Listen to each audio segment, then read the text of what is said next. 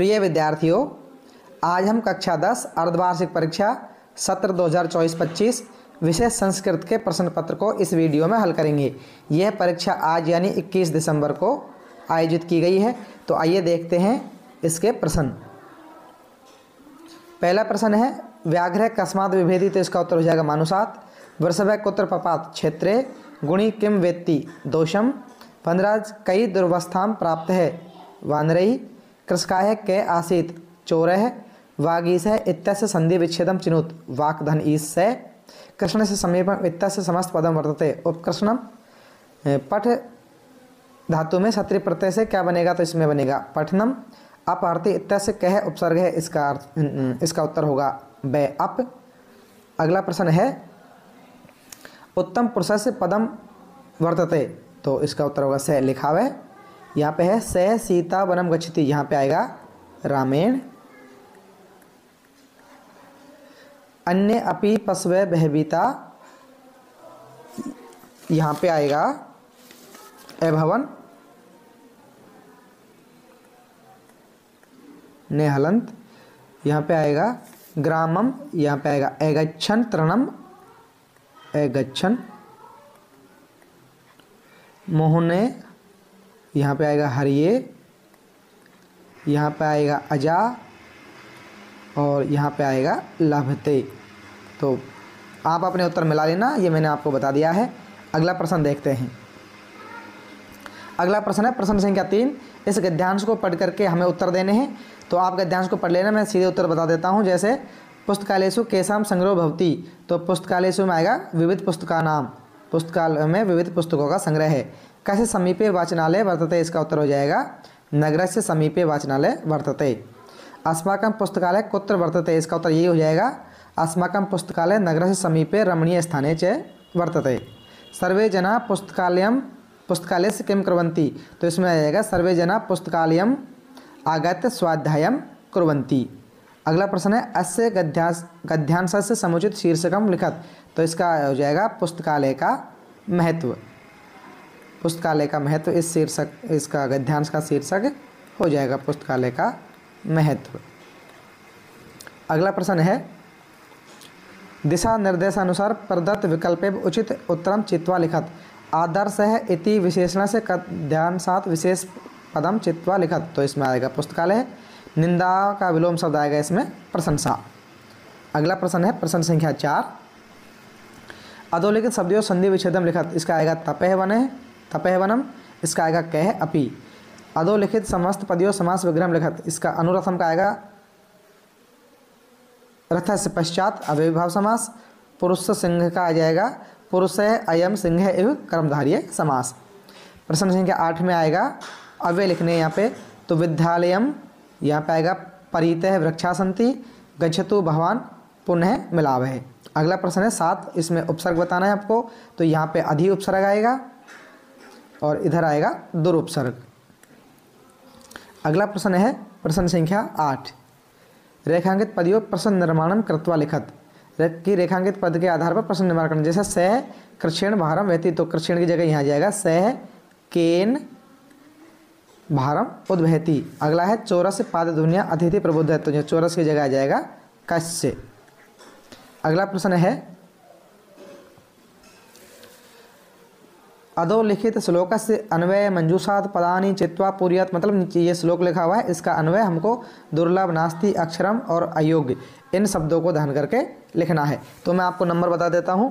पहले नंबर पे आएगा अक्षरम, दूसरे नंबर पे आएगा नास्ति, तीसरे नंबर पे आएगा अयोग्य और चौथे नंबर पे आएगा दुर्लभम। ये आप अपने मिला लेना। अगला प्रश्न है प्रश्न संख्या 10। स्व पाठ पुस्तकात श्लोक द्वयम लिखत यद अस्मिन् प्रश्न पत्रे नेशात, तो इसका उत्तर लिखेंगे उद्यमेन ही सिद्ध्यन्ति कार्याणि न मनोरथै न ही सुप्तस्य सिंहस्य प्रविशन्ति मुखे मृगा। अगला श्लोक हो जाएगा अयम निजः परा वेति गणना लघु चेत साम उदार चरिता नाम तो वसुधैव कुटुम्बकम्। अगला प्रश्न है बुद्धिर्बलवती सदा इति पाठसारम हिंदी भाषायाम लिखत, तो इसका उत्तर लिखेंगे, इसका उत्तर है देउल नामक गांव में राज सिंह नामक एक राजपुत्र रहता था। एक बार बुद्धिमती नामक उसकी पत्नी किसी कार्य से अपने 2 पुत्रों के साथ अपने पिता के घर जाती है। रास्ते में गहन जंगल में उसे एक बाघ आता हुआ दिखाई दिया। वह शीघ्र धृष्टतापूर्वक अपने दोनों पुत्रों के थप्पड़ मारकर बोली, क्यों एक एक बाघ को खाने के लिए झगड़ रहे हो? अभी इसे ही बांट कर खा लेना, बाद में अन्य कोई बाघ देखा जाएगा। यह सुनकर बाघ उसे व्याघ्र मारी मानकर भयभीत होकर भाग जाता है, किंतु एक धूर्त श्रृगाल की बातों में आकर वह उस श्रृगाल को अपने गले में बांधकर पुनः वही जंगल के मार्ग में ले आता है।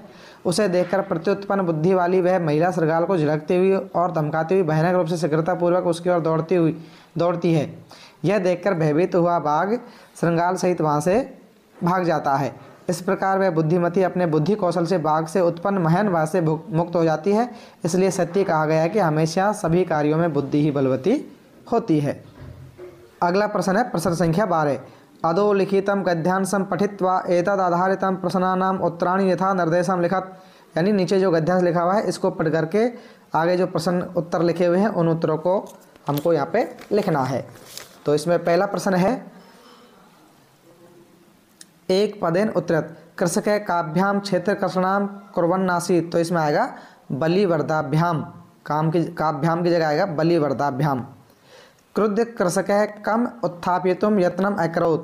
तो यहाँ पे आएगा क्रुद्ध कृषक वृषभम उत्थापितुम यत्नम अकरोत्। अगला है पूर्ण वाक्य में उत्तर देना है। जैसे बलिवर्दियो एक एक की दृश्य आसीत। इसका उत्तर हो जाएगा बलिवर्दियो एक शरीरेण दुर्बल है जवेन गंतुम अशक्तम च आसीत। कृषक है कम तोदनेन नुद्यमानम अवर्तत। तो इसका उत्तर हो जाएगा कृषक है वृषभम तोदनेन नुद्यमानम अवर्तत। अगला प्रश्न है निर्देशानुसार उत्तरयत बलवान इति पदस्य विलोम शब्द गद्यांशं चित्वा लिखत। तो बलवान का विलोम शब्द हो जाएगा दुर्बलम, दुर्बलम। अगला प्रश्न है बलिवर्धय इति पदस्य पर्याय पदम गद्यांशो चित्वा। तो यहाँ पे इसका उत्तर हो जाएगा वृषभ है। अगला प्रश्न है अधोलिखितं श्लोकम पठित्वा निम्न प्रश्नानाम उत्तराणि लिखत। ये श्लोक है, इसको पढ़ करके हम उत्तर लिखने हैं। जैसे हरित तरुणा माला कीदृशी। तो इसका उत्तर हो जाएगा रमणीया, यहाँ पे लिखा हुआ है रमणीया। अगला है नवमालिका कम मिलिता। तो इसमें हो जाएगा नवमालिका रसालम मिलिता। अगला प्रश्न है पूर्ण वाक्येन उत्तरम, पूर्ण वाक्य में उत्तर देना। जैसे का रसालम मिलिता तयो सगमनम कीदृशम जावत। इसका उत्तर हो जाएगा नवमालिका रसालम मिलिता तयो संगमनम रमणीया जात, तयो संगमनम रुचिरम जातम। अगला प्रश्न है कुसुमावली कीदृशी भवती। तो इसका उत्तर हो जाएगा कुसुमावली समीर चलिता अस्ति। अगला प्रश्न है प्रश्न संख्या 4। इस गद्यांश को पढ़ करके हमें नीचे दिए गए प्रश्नों को उत्तर देने हैं। जैसे केन समयम वृथा न यापयन्तु। तो इसमें आएगा कलहेन। जीवन कीदृशम क्रुद्धध्वम। तो इसका उत्तर हो जाएगा रसमयम, कि जीवन को रस में बनाना चाहिए। अगला प्रश्न है पूर्ण वाक्येन उत्तरम का सर्वेषां वन्य जीवानां जननी वर्तते। तो इसमें उत्तर हो जाएगा प्रकृति ही सर्वेषां वन्य जीवानां जननी वर्तते। किम राज्ञ हितम न अस्ति किम च हितम। तो इसका उत्तर हो जाएगा आत्म प्रियम राज्ञ हितम न अस्ति प्रजानां प्रियम तु राज्ञ हितम। इस श्लोक का निर्देश का उत्तर हो जाएगा। अगला प्रश्न है ग यथा निर्देशम उत्तरम लिखत। दुखम इति पदस्य विलोम पदम नाट्यंत। दुख, दुख का विलोम शब्द यहाँ पे से लिखना अपन को। यहाँ पे लिखा हुआ मोदध्वम, ये वाला मोदध्वम, मोदध्वम। अगला है माता इति पदस्य पर्याय पदम नाट्यांश चित्वा। तो यहाँ पे आ जाएगा जननी। अगला प्रश्न है अधोलिखितानि वाक्यानि घटनाक्रमेण संयोजयत। तो इसको मैं यहाँ पे नंबर लिख देता हूँ, कौन सा किस नंबर पे आएगा तो आप लिख लेना। जैसे पहला नंबर पे आएगा, इसका आएगा 1 नंबर, उसमें आएगा ये 2 नंबर, इसके बाद आएगा ये 3 नंबर, आगे आएगा ये 4 नंबर, आगे आएगा ये 5 नंबर और ये बच गया ये आएगा 6 नंबर। अगला प्रश्न संख्या 16 का अथवा को हम देखेंगे। ये है भवान सुरेंद्र अस्ति परीक्षा परिणामस्य विषये स्वपत्रं प्रति लिखिते अस्मिन् पत्रे मंजूषायाः उचित पदानि चित्वा रिक्तस्थानि पूरयेत्। यानी आप सुरेंद्र है, अपने पिता को आपका परीक्षा परिणाम आ गया, इस विषय का एक पत्र लिखना है। तो यहाँ पे मैं ये जो मंजूषा में शब्द लिखे हुए इनका मैं क्रमांक लिखा देता हूँ, आप इसमें चेक करके मिला लेना। तो जैसे पहला आएगा यहाँ पे नमो नमः 1 नंबर, दूसरे नंबर पे आएगा परिणाम, तीसरे नंबर पे आएगा प्रतिशत, चौथे नंबर पे आएगा भवान, पांचवें नंबर पे आएगा अहम, छठे नंबर पे आएगा अधिकम, ये अधिकम, सातवें नंबर पे आएगा अभ्यासेन, आठवें नंबर पे आएगा नवनति और 9वें नंबर पे आएगा मम, 10वें नंबर पे आएगा मातरम, 11वें नंबर पे आएगा बहुतः और सुरेंद्र आ जाएगा 12वें क्रमांक पे। इस प्रकार आप अपने उत्तर मिला लेना। अगला प्रश्न है